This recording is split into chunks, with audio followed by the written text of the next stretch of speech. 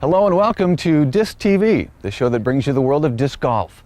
I'm Brian Sullivan. This week we're in Lac Du Flambeau, Wisconsin for the Northwoods Open. Now the biggest challenge on this course, trees and plenty of them. Chances are good that our winner this weekend is going to be the player who can keep it off the wood and keep it in the chains. So who's it going to be? Stay tuned and find out. Disctv is on the air right now. Also this week, we'll talk disc golf with Sandy Point's Mike Cousins. Plus, you'll get tips on how to improve your putting game from the best putter in the world, former world champion Cameron Todd. It's all about disc golf. This is Disctv. Good. Pause.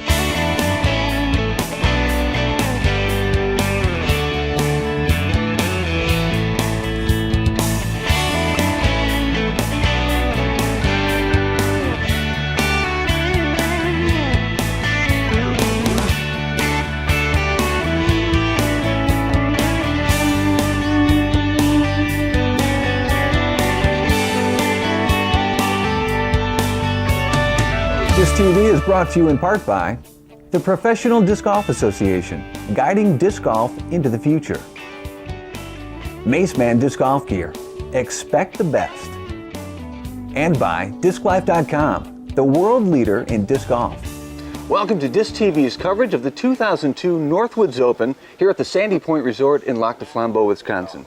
I'm Brian Sullivan with Tournament Director Mike Cousins. Mike, as always, great to see you. Thanks, Brian. Glad to be here. Let's talk tournament. First of all, the format this weekend. The format is 4 rounds of 24 holes. We'll play 3 rounds, and then there'll be a cut to the final 24, and that'll be for the money spots only. This tournament has some history. Tell us a little bit about that. Sure does. Yeah, we've this is our 9th Northwoods Open, believe it or not, and it's quite been the spectacle on the tour here. We've got our off the raft contest, and it's a lot of fun. So the course here, I know there's been some improvements made this weekend. What can the players expect? Yeah, the course has had quite the evolution. It was 18 at first, and we took it to 24 for the team tournament format, which allows us to accommodate a lot more players for the Northwoods Open. And there has been quite a few improvements.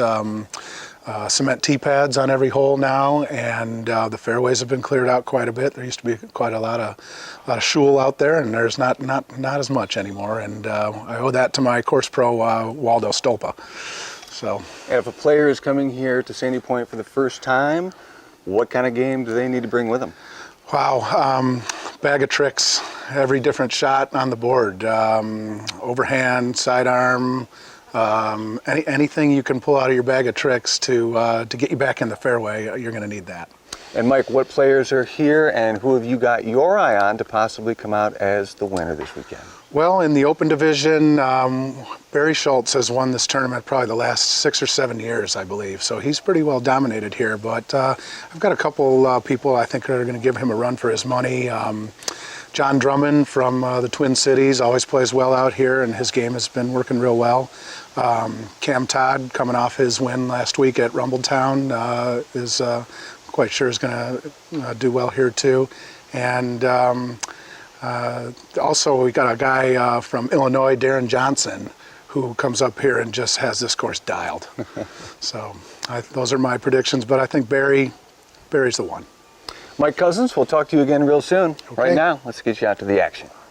If you're a disc golfer, welcome to a little slice of disc golf heaven. It's the Sandy Point Resort and Disc Golf Ranch in Lac Du Flambeau, Wisconsin. 24 holes of Northwoods disc golf and plenty of other ways to spend a week or a weekend. The number one key to winning disc golf here at Sandy Point is to have eyeballs on your disc. And if that isn't happening, you'll need to figure out how to weave your way through acres of woods in order to get to the basket.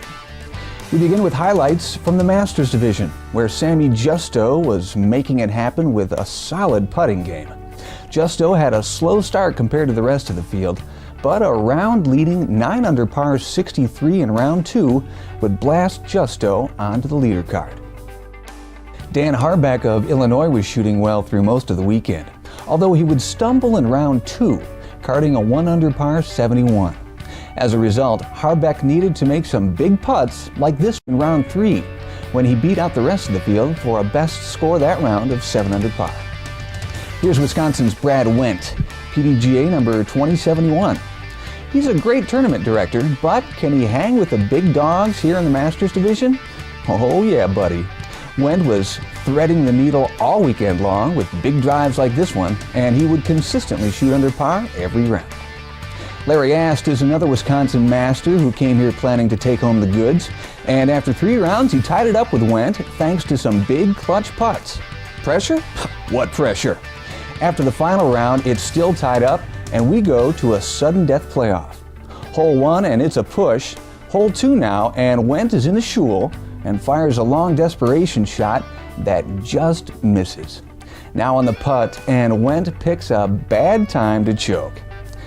The missed putt here would allow Ast to lay up for the easy 3, and Larry Ast is our Masters champion at the Northwoods Open.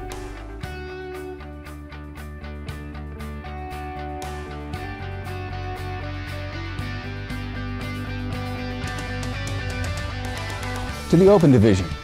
Nolan Grider came to Wisconsin all the way from the relatively flat plains of Texas, but from his game you'd think he throws in the woods all the time. It was 15 strokes under par in round 1 for Grider, and he would continue to keep his scores in negative territory throughout the rest of the weekend. As a result, Nolan Grider would earn himself a spot in the finals here at the Northwoods Open. Here's the Worm, Mike Young of Alabama. Worm was fairly steady, shooting 14, 13, and 12 under par in the first 3 rounds.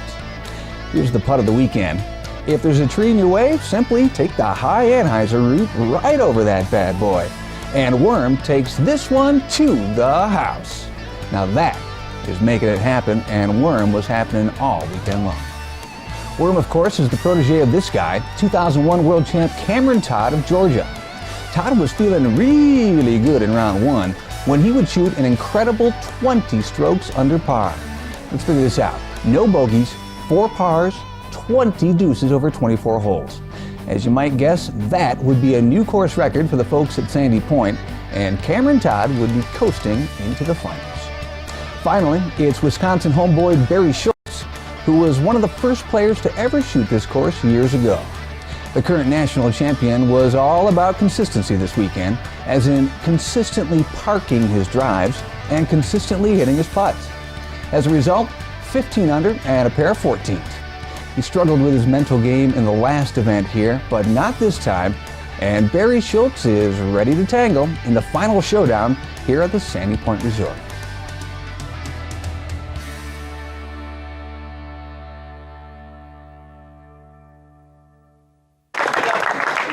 He will hear it too. The wolves will hear this wolf howl no matter where they are. I started competing in '81 in the overall competition. That's when I met Ed. That was the first year they had the seniors tournament. And while there, I asked them, how did you ever come up with the term wolf? As far as the name of the seniors organization, of course it kind of fits, But he told me, he said, back in the early days, he said, the women's organization has started their organization. They called themselves FLOW, F-L-O-W. And he said, we're a bunch of, old, dirty old men. And we're sitting there talking about the women's organization. Well, we should have an organization for the old guys. Well, what are we going to call it? I said, well, what's FLOW spelled backwards? It's wolf. And that's how it started. And then to embellish upon it a little bit, then they had to figure out something, for the letters. So they came up with wrinkled old lecherous farts. And that sounded real good for a number of years. Until one of Ed's ex-wives took exception to it, and they changed it to wrinkled old lovable flyers. Oh, there we go. I like that. Now you know the other side of the story. How about on the count of 3, we all let out our wolf call. Everybody ready? 1, 2, 3. Right in.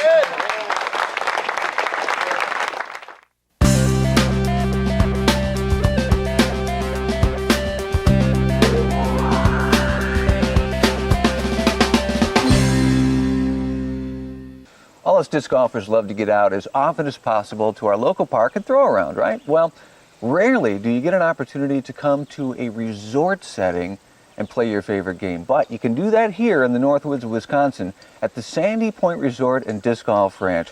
We're here with Mike Cousins, who, along with his wife Michelle, operate this beautiful place. Mike, as always, thanks for having us here. I'm glad to have you.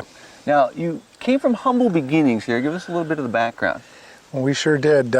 We started out here in, I guess it was 1993, and moved from California, chucked it all in the stock market, and my wife, Michelle, was a journalist, and we were burned out and decided to do something different, and this is what it turned out to be. And how did the disc golf evolve into the whole resort idea?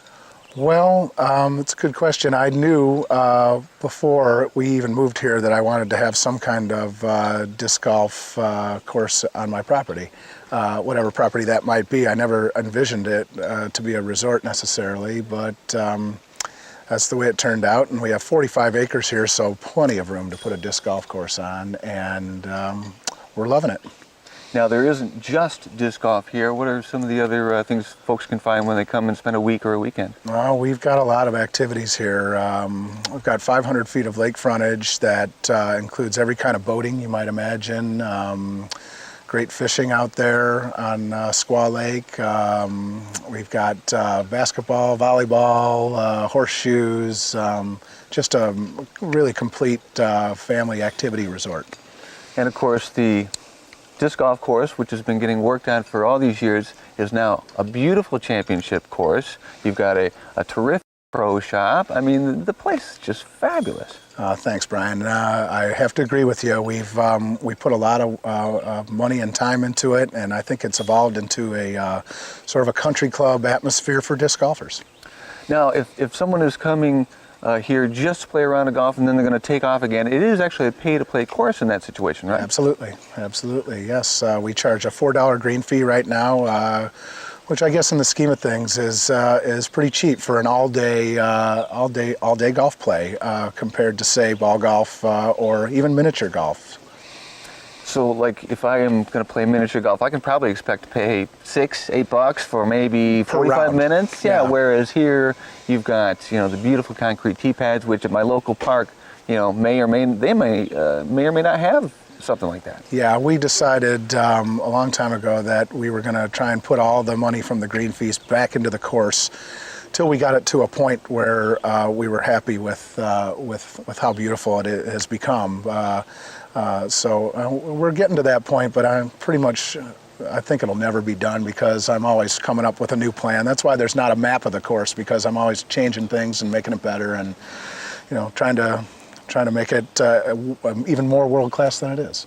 Mike, I know you stay networked with some of the other pay-to-play courses around the country. What kind of trends are you seeing both in pay-to-play and how it impacts the overall growth of the sport?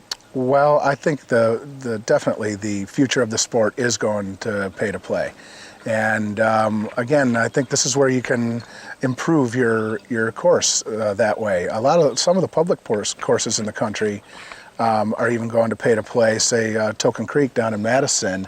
And now that they have the money behind them, they can really make it an incredible facility. Now, Mike, a lot of the families come up here in the summer, and they're not interested in disc golf, but I know that once they get here, things start to change there. Tell me a little bit about that. Yeah, we get our hooks into them, Brian. They come on over to the pro shop and say, what's going on with this disc golf? Is it okay if we go out there and play? And we're like, well, sure. Be glad to show you. We take them out on the first hole and put a couple discs in their hands and maybe throw a couple for them to show them how it's done.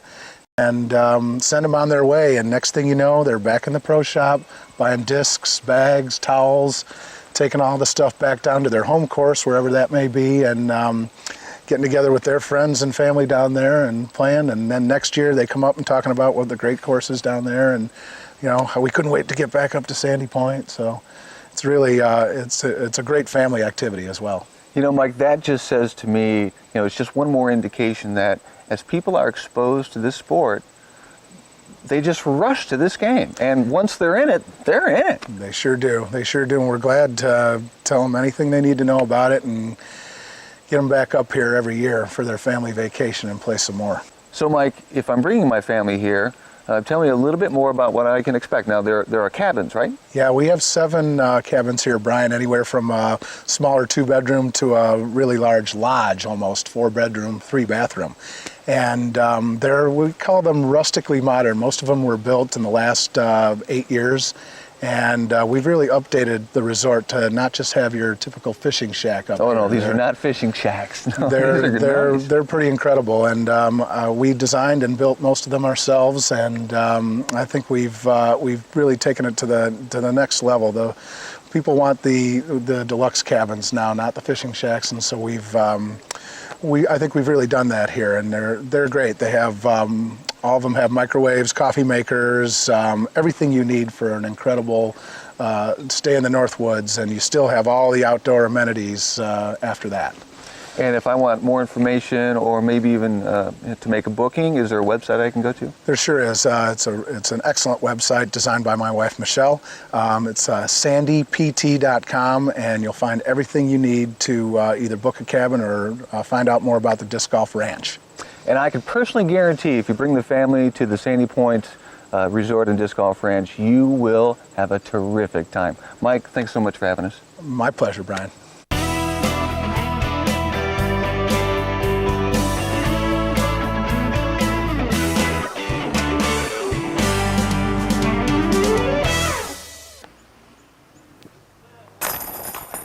If you want to learn how to consistently hit long putts, we say learn from the best. And in my book, he's 2001 world champion Cameron Todd. Cam, thanks for spending some time with us.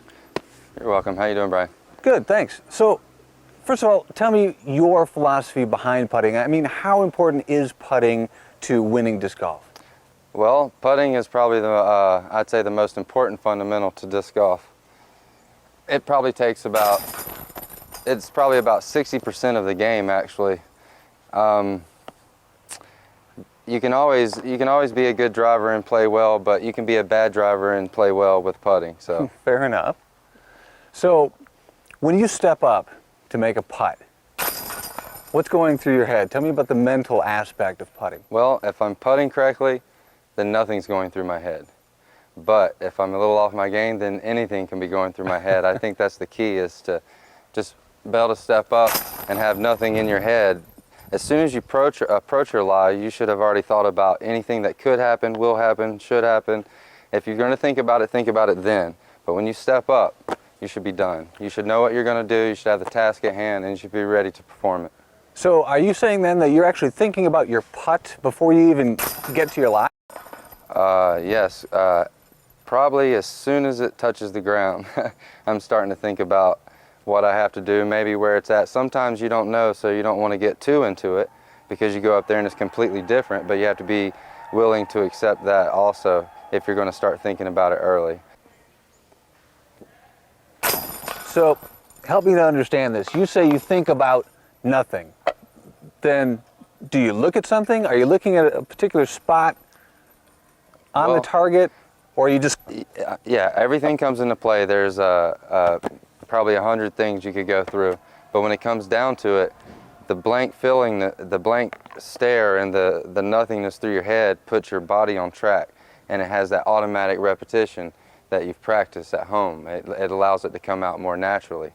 And as far as looking at something, my object is the pole. I stare at the pole. I try to not have anything in my head. The only thing in my head is pretty much a feeling. It's all execution. So you want to have that feeling to where it's natural when you step up. So what you're trying to tap into then are those natural muscle memories, because you've made that putt, regardless of where it's from, right, 100, 1,000 times. So you're trying to clear your head and let your body do what it knows how to do. Precisely. Kind of like that. So you've been playing a long time now, Cam. Is there anything that's changed in your putting game from when you first started until you won your world championship? The only thing that's changed in my game is getting better at it. For some reason, I've stuck with the same form since day one. I've practiced it, and I don't know if it's the correct one or it's just I've done it so much in the time that I have practiced, but I have stayed with the same form the whole time. So when you were first gearing up to become a champion, what was your routine? My routine was pretty much go to work, go play disc golf after work about 5:30, come home at about 8:30, and then putt until about 12 or 1:30. And then I was just so addicted to it, I couldn't stop practicing. I thought about it every time I wasn't around it. I was just eager to always go out and practice. So you would actually spend 3, 4, even 5 hours every night just putting? For the first year and a half or two that I played, yes, definitely. Wow, that's some serious dedication. Well, I guess I've always been like that at every sport or everything I've done. I mean, it's like my dad said, if you're not going to do it all the way, it's really not worth doing. And it's so simple, but it's a true saying. So Cam, we talked about your putting practice when you were just getting started and you were really building your disc golf skills. So what is your practice routine now?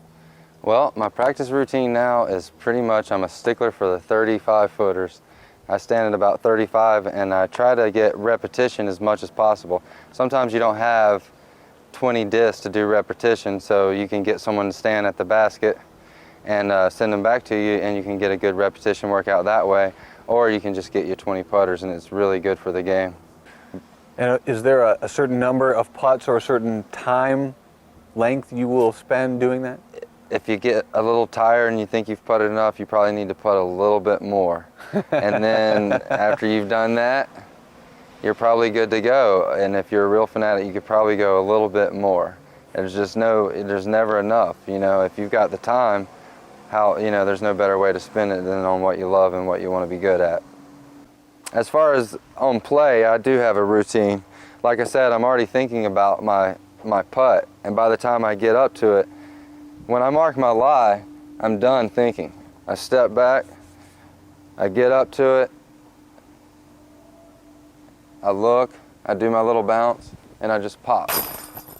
And that's actually a little longer than my routine. I would say that was almost slow motion compared to your normal routine. Right. But another thing I have in my routine is the birdie bag. The birdie bag has been one of the greatest things I've found. But if you don't have one of those, a little bit of dirt or dust, it always gives you the exact same feel. No matter what climate, no matter what condition, every time that you can dry your disc off and put a little birdie bag or dirt on there, it's going to be the exact same feel, exact same texture every time. And then, like I said, usually that comes first. Then I come up, mark my mini, set back, know what I have to do my bounce, and just pop. Okay, tell me about your disc. Is this your putter? Is this what you prefer to use? Yeah, it's an ABR Big Bead. I like them because it's stiff and it tends to give you a lot more float than other discs. And tell me about the grip you use. Is there anything special? I'm using a very relaxed grip. I just let my hand loosen up, stick it in there, and then close my hand naturally. And then it forms a pretty natural grip. The only thing I do different is stick the knuckle line in the bead. And that pretty much gives you a better guiding tool. Now, what about how hard are you gripping it? Not very hard at all. You could probably pull it out as I'm going to putt. Okay. Now, you've actually been working on a putting video this year, right? Yes, I have. And what's the status on that? Where can we find it? Soon you'll be able to check it out on snapplastic.com. And do you have an idea yet on the release date for that? Hopefully after the first of the year. All right, sweet. He's been called the best putter on the planet. 2001 World Champ Cameron Todd, thanks again for your time. Right on. Thanks, Brian. And get out and practice your putting.